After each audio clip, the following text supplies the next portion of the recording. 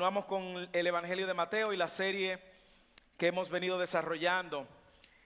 Y todo el que vive en un país tercermundista como el mío o que ha tenido que sufrir de apagones y de crisis eléctricas en sus naciones, va a entender por qué este texto nos hace sentido conocerlo, manejarlo.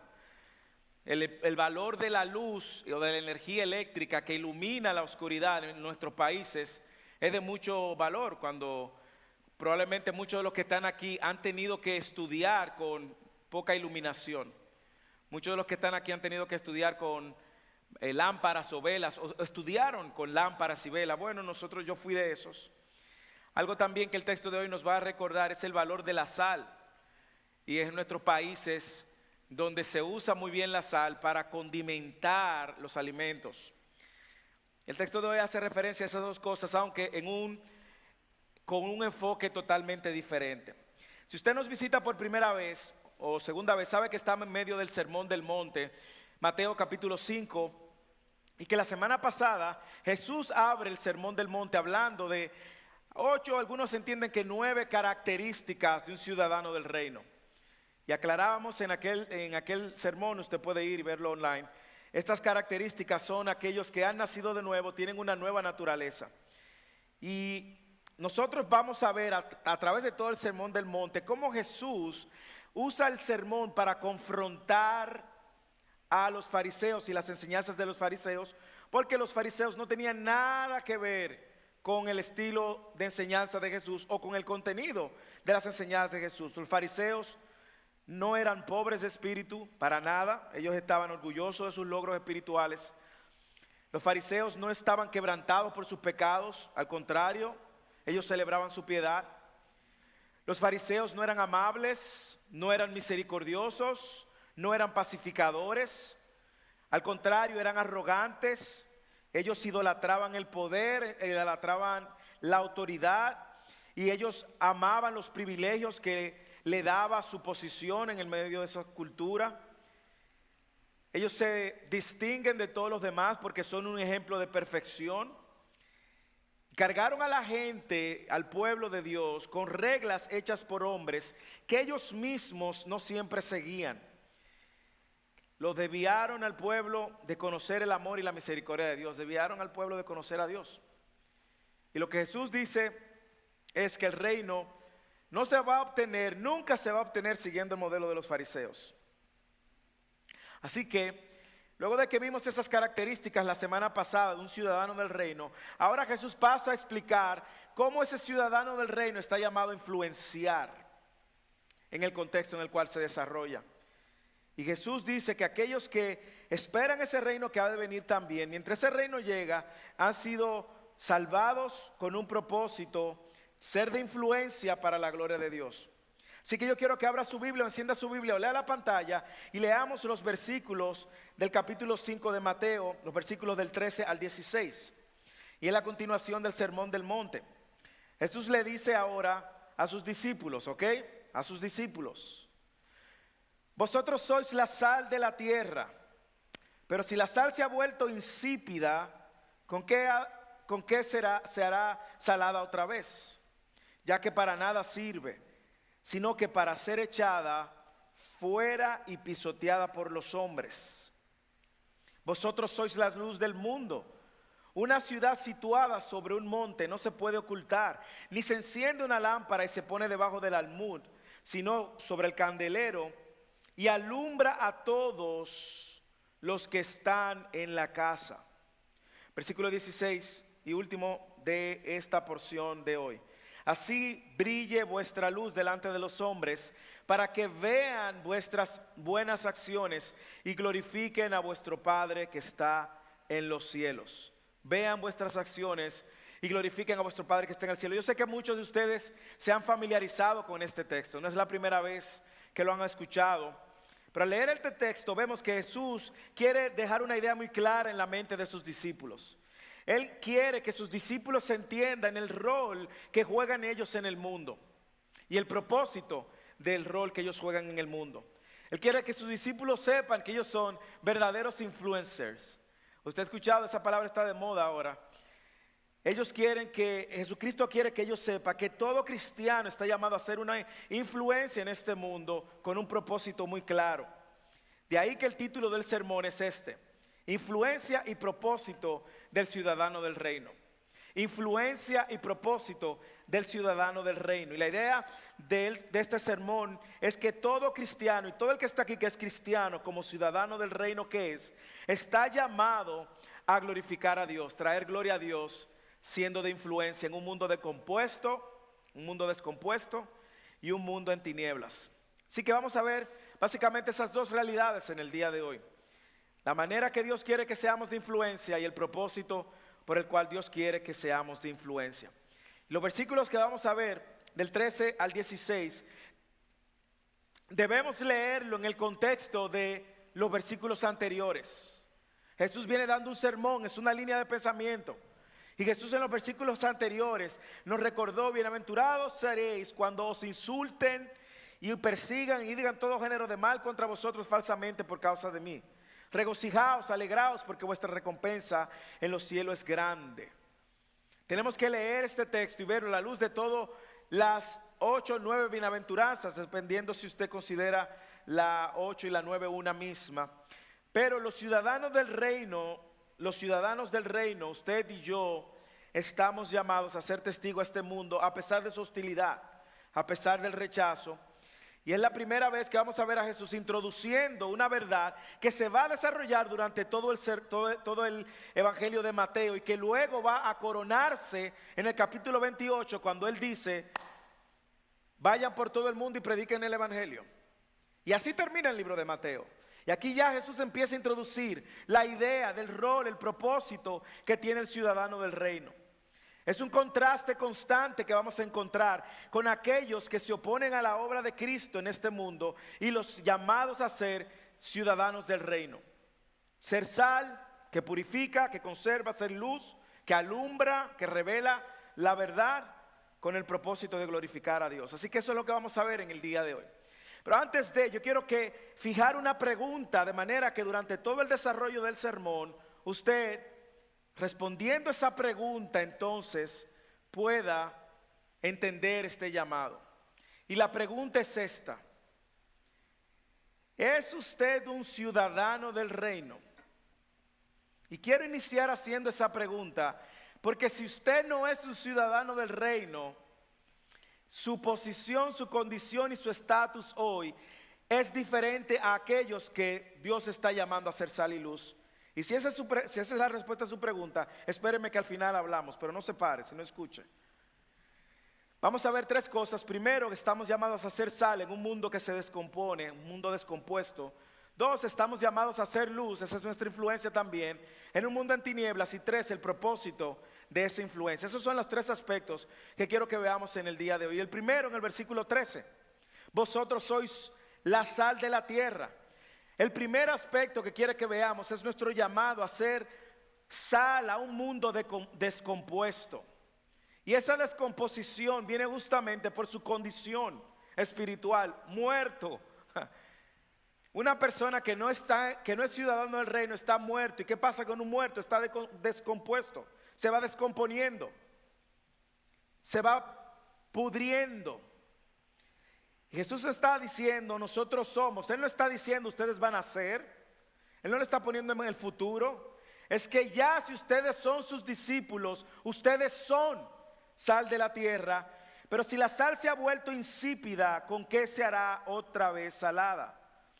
Ya que para nada sirve sino para ser echada fuera y pisoteada por los hombres. Para ser pisoteada por los hombres.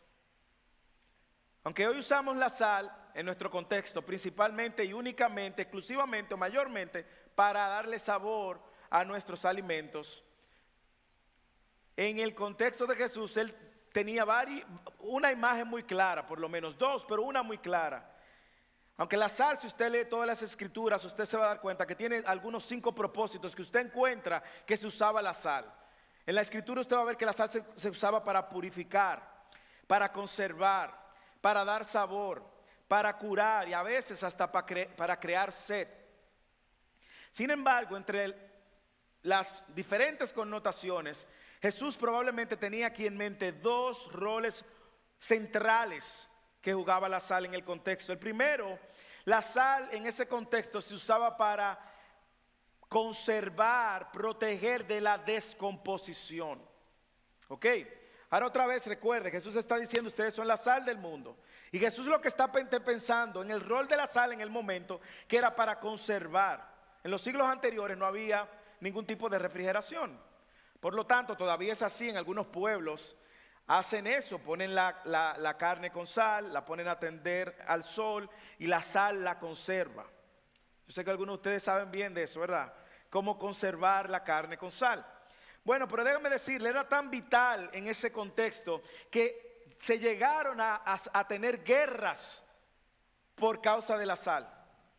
De tan importante que era. De hecho, parte del salario, escuche de esto, de un soldado romano era que le daban un poco de sal purificada o lo más purificada posible. Y de ahí viene la palabra, le llamaban salarium, de donde viene la palabra que nosotros tenemos. Y le daban a los soldados romanos como parte de su paga y de su retribución tener un poco de sal lo más purificada posible. ¿Por qué? Porque la sal podría marcar aspectos de vida o muerte. Usted comerse una carne descompuesta, en ese contexto le podría traer una descomposición intestinal. Como no había medicamentos antibióticos, podía degenerarse en una enfermedad que lo llevara a la muerte. La sal es buena y era buena y seguirá siendo buena siempre que mantenga su integridad. ¿Ok? Y lo primero que Jesús tiene en mente es ese, el rol que jugaba la sal para conservar, para conservar. Lo otro que Jesús pudo haber tenido en mente es que la sal era buena también para agregar sabor. De hecho, usted va a escuchar como Pablo, va a leer como Pablo, luego dice que nuestras conversaciones deben de ser sazonadas con sal. Usted ve, se usaba también en ese contexto para dar sabor. La sal, como dije, es buena siempre que mantenga la integridad, porque la manera como la sal en su momento dejaba de perder el valor era cuando era contaminada con otra cosa. Y eso era lo más probable. Hoy nosotros tenemos refinerías que pueden purificar la sal y hay otro tipo de sal y hay sal que es del mar no sé dónde, sal del Himalaya, hay hoy tantos tipos de sal. Pero en ese momento, una vez la sal se contaminaba, ¿qué se hacía? Se desechaba. Se desechaba. Porque la sal de ese contexto era susceptible a contaminarse y a ser impura.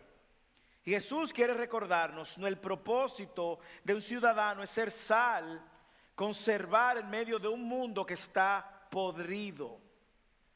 Y lo interesante es que en el juego de palabras que Jesús está utilizando, nos deja muy claro cuál es la condición del mundo y dónde es que nosotros estamos llamados a hacer influencia y con qué estamos llamados a hacer influencia. Tristemente, hermanos, lo que sucede en nuestra realidad cristiana es que el mundo está contaminando la sal. Y cuando el mundo contamina la sal, ¿qué sucede con la sal? El mismo mundo la pisotea. Nos pisotea.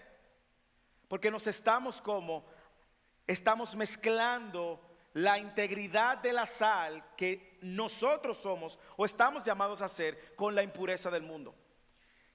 Jesús destacó este propósito cuando habló del peligro que tiene perder esa integridad. Léalo en el versículo 13. Pero si la sal se ha vuelto insípida, ¿con qué será salada otra vez?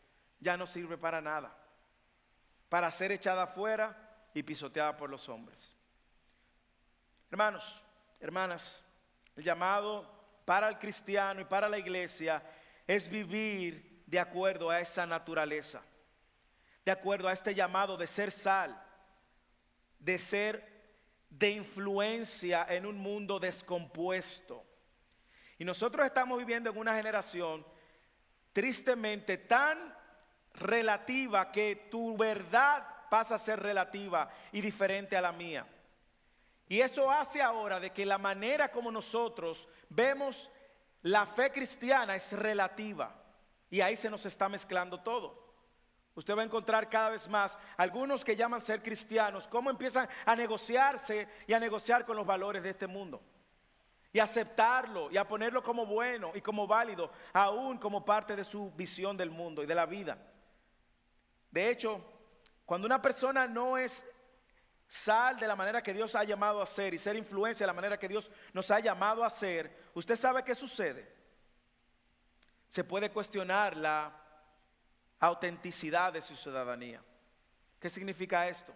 Que usted pudiera cuestionar si seriamente usted es ciudadano del reino o no. Si los valores, la cosmovisión que está definiendo su vida es más para allá que para acá, usted debería de considerar si verdaderamente usted es un ciudadano del reino. Y por eso abrí con la pregunta si usted es un ciudadano del reino o no, porque eso va a marcar la diferencia. Nosotros hemos adquirido una nueva naturaleza, hermanos, y esa nueva naturaleza trae consigo una nueva perspectiva de la vida. Por eso lo digo, siga la línea de la buenaventuranza, el que es pobre en espíritu, el que llora por sus pecados, el que se da cuenta de su miseria espiritual, el que ahora quiere vivir de manera sumisa, humilde, mansa al señorío de Cristo, el que quiere y vive extendiendo misericordia, buscando la justicia de Dios, no la justicia de este mundo. Esas características de un ciudadano del reino son las que van a manifestar la manera como nosotros vamos a ser de influencia en un mundo que está descompuesto. Observe, nuestro target es el mundo. Nosotros estamos llamados a conservar lo que Dios ha dicho que es bueno, a pararnos en la verdad y en la cosmovisión que hemos adquirido por la palabra de Dios y a fijar nuestra posición en función de lo que Dios ha dicho que es bueno en un mundo que está descompuesto. No un mundo que se va a descomponer, no, el mundo está descompuesto. Y donde quiera que haya un cristiano, un ciudadano del cielo y una persona del mundo, el cristiano está llamado a ser sal. Usted no ha estado ahí en esas tensas conversaciones. Usted no ha estado ahí. Usted no ha estado ahí escuchando a algunos que dicen ser cristianos que apoyan el aborto, que el derecho que tiene la mujer es mayor que el derecho que tiene la vida.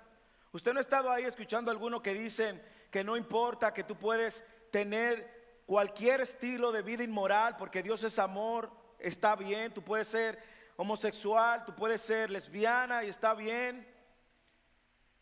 Y yo no estoy diciendo con esto que nosotros somos mejores o peores. Lo que estoy diciendo es que a la hora de nosotros fijar nuestra posición no está fijada por la sociedad ni el mundo, sino por la palabra. Usted no ha estado ahí donde usted encuentra personas que están adoptando más un discurso secular que un discurso bíblico. Bueno, si usted no ha estado ahí, prepárese, porque hacia allá es donde va la sociedad, donde incluso pararnos sobre nuestras convicciones va a traer como resultado lo que decía el versículo 11 y 12 de la semana pasada. Seréis insultados, dice el versículo 10, serán perseguidos por causa de la justicia, pues de ellos es el reino de los cielos. Usted, si no ha estado ahí, si usted no ha tenido esa conversación tensa, pues déjeme decirle que prepárese. Vivimos en un mundo que está descompuesto y nosotros somos el remanente de Dios para conservar la verdad de Dios. Porque la única esperanza que tiene esta sociedad no es por medio de planes pragmáticos y estrategias de hombre, no. Es por medio de la revelación de su palabra, que es la única que va a revelar la verdad de lo que Dios ha dicho y consecuentemente el pecado del corazón del hombre para traerlo al arrepentimiento. Y el llamado de nosotros en esta mañana es esa: abrazar las convicciones de lo que Dios ha dicho que es bueno, no lo que un hombre ha dicho, lo que Dios ha dicho que es bueno, lo que Dios ha dicho que es su voluntad, y pararnos en esa verdad a pesar de lo que este mundo podrido presente. Es una responsabilidad, hermanos. Esto no es opcional, ¿ok?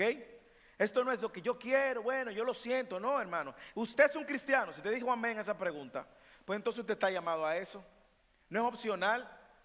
Usted está llamado a ser sal. Vosotros sois, no que van a ser, ya ustedes son. Con la nueva naturaleza adquirida, somos esa sal. Y cómo esto puede lucir en el día, bueno, yo tengo que prepararme para conocer el Dios de las Escrituras. Yo tengo que conocer la voluntad de Dios, lo que Él ha revelado.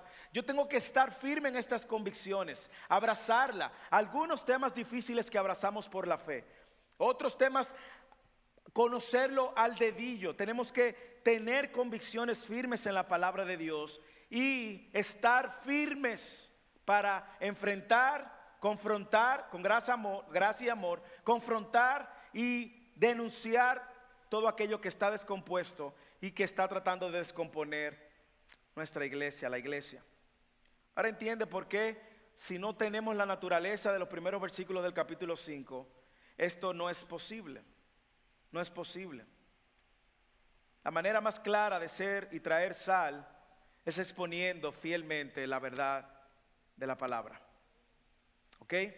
Porque la verdad de la palabra es la única que puede traer vida a un muerto, vida a lo que está descompuesto. Estamos llamados a vivir como sal. Recuerde, nosotros quizás no vamos a poder detener el pecado, no pondremos fin al pecado. El pecado terminará y desaparecerá cuando Cristo regrese. El mundo de hecho está llamado a convertirse más y más pecador, más y más en rebelión de Dios, pero la iglesia no, y los cristianos no. Usted está llamado a ser sal. Vuelvo a la pregunta del principio, ¿es usted un ciudadano del reino? En otras palabras, ¿es usted un hijo de Dios? O en otras palabras, ¿es usted cristiano? Eres sal, eres sal. Cada área de tu vida donde tú veas que estés luchando con una tensión y una atracción a esta descomposición, trae la verdad de la palabra. Cada vez que tú veas a alguien que esté tratando de irse en una dirección contraria, un hermano de la fe, para un mundo descompuesto y sintiéndose atraído por un mundo descompuesto, tráele sal, tráele sal. ¿Ok? Primera de Juan nos recuerda, no améis el mundo. Santiago 4:8, el que ama al mundo es enemigo de Dios. Así que nosotros estamos llamados a traer la verdad de la palabra. Segundo, no solamente sea sal en un mundo descompuesto, sino también sea luz para un mundo en tinieblas. Sea luz para un mundo en tinieblas. Lee el versículo conmigo 14 y 16. Vosotros sois la luz del mundo. Una ciudad situada sobre un monte no se puede ocultar, ni se enciende una lámpara y se pone debajo de un almud, sino sobre el candelero, y alumbra a todos los que están en la casa. Ahora Jesús usa una segunda metáfora. La primera, la de sal, se influencia en un mundo que está descompuesto. Yo estoy seguro que usted conoce gente que está descompuesta, que tiene una cosmovisión rebelde, contraria a lo que Dios ha dicho. Y ahora dice, sé luz, sé luz. Jesús está usando y quiere recordar el rol, está usando esta metáfora para recordarnos el rol de los cristianos que estaban en tinieblas, que estábamos en tinieblas. Es una imagen igual a la de la sal, porque ambas describen la influencia que deben de tener. La función de la luz es diferente, es revelar la verdad, revelar la realidad que está oculta, dar dirección para poder ver el camino que hay que tomar, revelar todo lo que se esconde en oscuridad. La luz es un tema que vamos a encontrar en todas las escrituras, tanto en el Antiguo, en el Nuevo, en la carta de Pablo. Y Jesús nos llama la atención otra vez y nos recuerda, ustedes son esto ya. No es que ustedes van a ser luz, es que ustedes son. Léalo, versículo 14. Vosotros sois, ustedes son. Y ahora Jesús usa, para explicar esta metáfora, Él usa dos elementos, un elemento interesante, que es el tema de la lámpara. En las casas del Medio Oriente en ese momento, toda casa tenía lo que llamaban un candelero. Y un candelero era como una superficie que salía de la pared. Aquí no tenemos nada parecido. Bueno, quizás donde está el proyector, arriba de donde está el proyector. Era como un elevado, a eso le llamaban candelero. Y usualmente ahí se ponían las lámparas. La lámpara cuando se ponía ahí, iluminaba toda la casa o la mayor porción de la región donde se era ubicada esa casa. Y nosotros estamos viendo aquí a Jesús usando esta ilustración para que su audiencia entienda. Él dice, usa dos ilustraciones para explicar la metáfora. Una, el tema del candelero. Otra, el tema de la ciudad en una montaña. No sé si usted ha tenido la oportunidad de manejar en lugares, en mi país hay algunos lugares donde usted camina en la carretera y ve unas montañas hermosas y ve casas construidas. Es imposible que esas casas estén ocultas por lo elevado donde está. Y Jesús está usando estas dos cosas para decirle a sus discípulos el rol de la influencia que ellos juegan. No se escondan, discípulos. La luz no es para esconderla. No es para estar temerosamente debajo de algo. Y él usa el almud como para decir el peor lugar o el lugar donde usted no va a ocultar, donde no debe de ponerse la luz. Y me encanta el saber que Jesús diciendo esto está revelando también la naturaleza del ciudadano del reino. Usted es luz. No es si usted quiere ser luz. Es que Jesús, quien dijo en Juan que él era la luz, ahora nos dice ustedes son la luz. Y cualquier creyente que no funcione como luz, escuche, va en contra de su naturaleza. Cualquier creyente que no funcione como luz, que su vida no refleje la luz de Cristo, porque no es que tenemos luz propias, no somos el sol, somos la luna, pero no el sol. Usted no tiene luz propia, usted es un reflejo de la luz. Y cualquier creyente que tiene y refleja la luz de Cristo, debe de ser y andar conforme a su naturaleza. Si no es así, deberíamos de cuestionar si somos hijos de luz. Como dije, el creyente no tiene una luz en sí mismo, sino que la luz que el creyente tiene es una luz reflejada. Hay quienes entienden que este texto, que esta cita que Jesús está utilizando, está haciendo eco de textos en Isaías, capítulo 42, versículo 6. Él dice Isaías 42, 6, yo soy el Señor, en justicia te he llamado, refiriéndose al pueblo de Israel. Te sostendré por la mano y por ti velaré. Y te pondré por pacto para el pueblo, como luz para las naciones, para que abran los ojos a los ciegos, para que saques de la cárcel a los presos, y a la prisión y de prisión a los que moran en tinieblas. Luz para las naciones, para sacar de prisión a los que moran en tinieblas. Luz a las naciones. Y esta palabra profética fue dada al pueblo de Israel. Y dicen que Jesús, haciendo referencia, pensando en Isaías, le dice a sus discípulos, ahora ustedes son la luz. Ustedes son la luz. Esa declaración es una declaración de esperanza, hermanos. Es una declaración de gozo, es una declaración de salvación, es una declaración de justicia. Isaías 42, 6 describe justamente aquellas cosas que el Mesías mismo iba a hacer. Isaías 61 leíamos, dice, levántate, resplandece porque ha llegado tu luz y la gloria del Señor ha amanecido sobre ti. Porque he aquí, tinieblas cubrirán la tierra y densa oscuridad los pueblos. Densa oscuridad los pueblos. Dígame si no es así que estamos. Los pueblos están en tanta oscuridad que no saben el camino, no saben dónde van, no saben la dirección.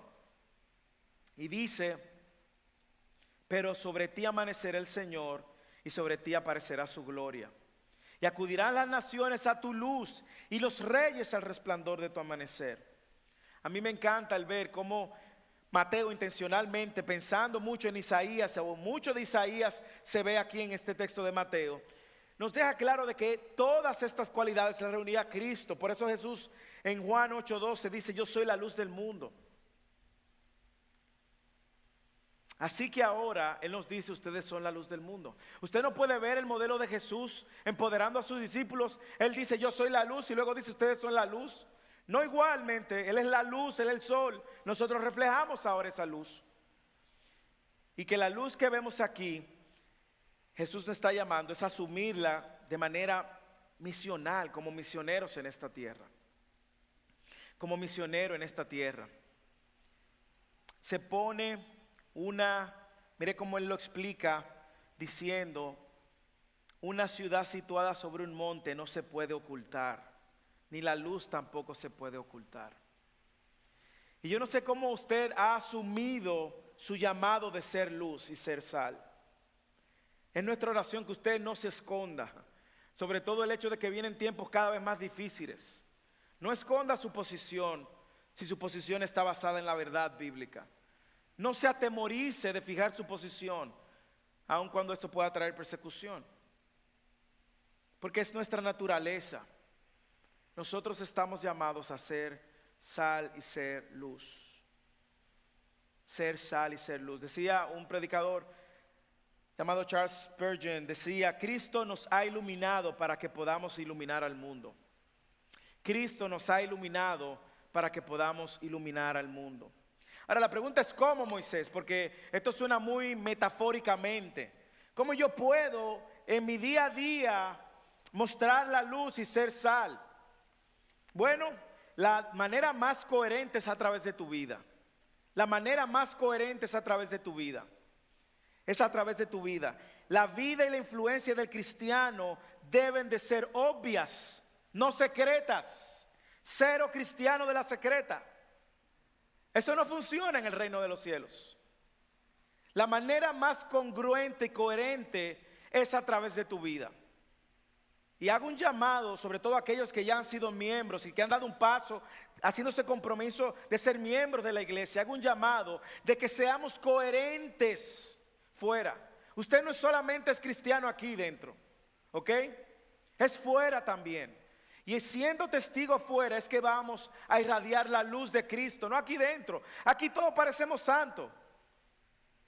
Aquí, mire, usted se ve orando y adorando al Señor y lo único que falta es que le bajen las dos alas y la aureola para que parezca un ángel. Aquí no hay manera de distinguirnos, es fuera. Fuera cuando usted está en la tensión de su matrimonio. Fuera cuando usted se ve en medio de la tentación de agradar a Dios o agradar a los hombres. Fuera cuando usted tiene que lidiar con la crianza de sus niños que no son tan tranquilos. Fuera cuando usted tiene que tomar una decisión en su trabajo, agrado a Dios o agrado a los hombres. Fuera cuando usted tiene que hablar la verdad y no mentir. Fuera cuando llegó el momento de reportar los impuestos. Ser sal y luz ahí, aun cuando eso vaya en detrimento de lo que yo vaya a recibir. Es en ese momento, hermanos. Es en ese momento donde nosotros estamos llamados a ser sal y ser luz. La vida y la influencia del cristiano debe ser visible.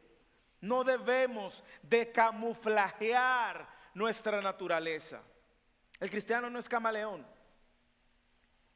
Debemos de hacer todo lo posible para que la luz de Cristo se refleje a través de nuestras vidas. Y usted sabe de qué manera hacerlo en su trabajo. Usted sabe de qué manera hacerlo en la universidad donde usted estudia o en sus interacciones incluso con otros cristianos o con otros que dicen ser cristianos. Es la influencia de tu testimonio la que va a traer gloria al nombre de Dios. Piénsalo. Piensa en tu familia, por ejemplo. Yo tengo familiares que no son cristianos. ¿Cómo ellos, que dice la Biblia que están muertos en sus delitos y pecados, descompuestos en tinieblas, dice la Biblia, cómo ellos van a ver la luz de Cristo en mí si cuando yo me junto con ellos, me reúno con ellos, yo no muestro nada de sal, de sabor de mis convicciones? Yo no pongo el freno cuando vienen esos chistes con colores. Yo no pongo el freno cuando quieren establecer una posición que es totalmente contraria a lo que Dios ha enseñado. Y no significa eso que usted va a andar con un látigo ahora. No. Es verdad con gracia. Imagínese en su trabajo a otro hermano cristiano que usted ve que la tendencia de su corazón es desviarse.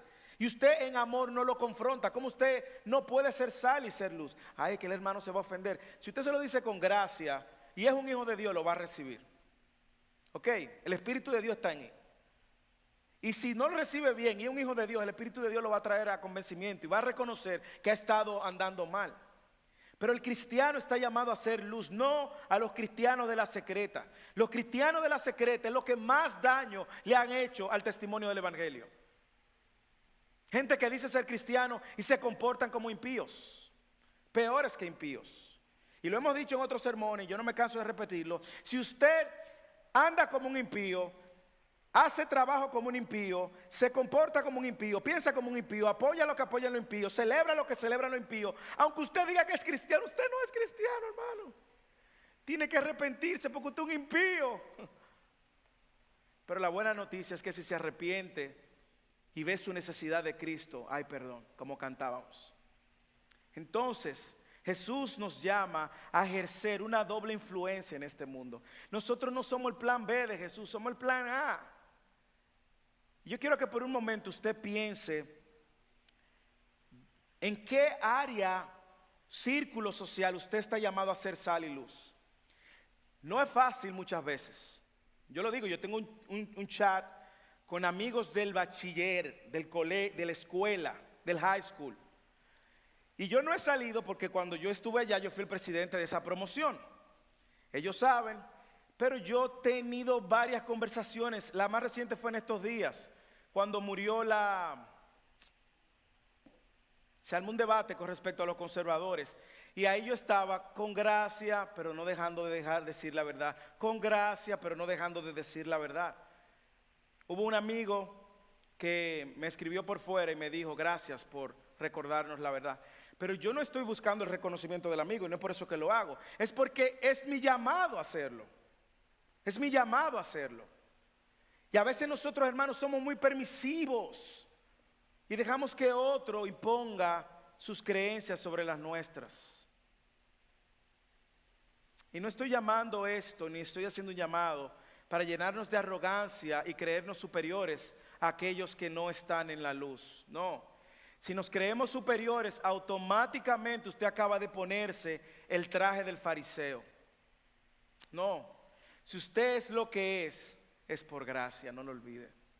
Porque Dios en su misericordia nos alcanzó. No porque usted sea mejor, ni más bonito, ni porque usted nació en este país, en aquel país, no. La gracia de Dios.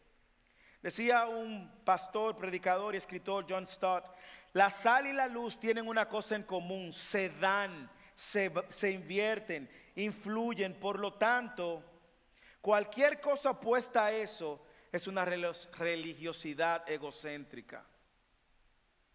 Aún eso usted lo puede hacer para su gloria.